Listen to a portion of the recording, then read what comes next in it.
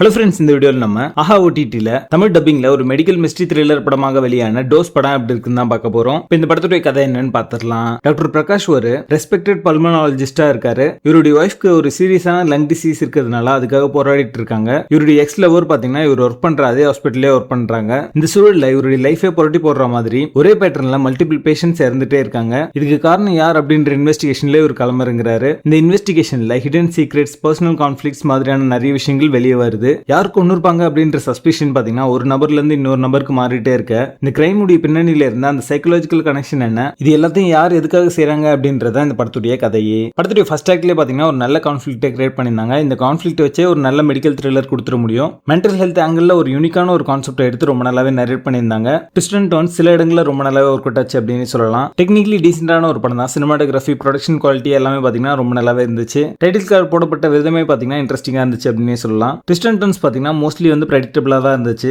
வீக்கான screen play இந்த படத்துக்கான மைனஸாவே அமைஞ்சிருக்கு. சப்ளாட்ஸ், ஃபிளாஷ்பேக், ஆர்டிஃபிஷியலான டிஸ்ட்ராக்ஷன் எல்லாமே பாத்தீங்கன்னா இந்த படத்துக்கான மைனஸாவே அமைஞ்சிருக்கு. பெருசா ஒர்க் அவுட் ஆகல. மென்டல் ஹெல்த் தீம் அப்படின்றது யூனிக் தீமா இருந்தாலுமே அது சரியா வந்து எக்ஸ்ப்ளோர் பண்ணல அப்படின்ற ஒரு ஃபீல் தான் இருக்கு. பெர்ஃபார்மன்ஸும் ஆவரேஜா தான் கொடுத்திருக்காங்க. அந்த மெலோட்ராமா சீக்வன்ஸ் எல்லாமே எமோஷனலா சரியா ஒர்க் அவுட் ஆகல. ஜென்ரிக்கான பேக்ரவுண்ட் ஸ்கோர், அவுடேட்டட் ரைட்டிங் எல்லாமே இந்த படத்துக்கான மைனஸாவே அமைஞ்சிருக்கு. படத்துடைய பேசிங் ஆவரேஜா இருக்கும். மொத்தத்துல இது ஒரு ஆவரேஜ் மூவியா வந்திருக்கு. படத்துல அடர்கான் இருக்கு. இந்த படத்தை நீங்க ஃபேமிலியோட பார்க்காதீங்க. டோஸ் படத்துக்கு எங்களோட ரேட்டிங் 4.75 out of 10.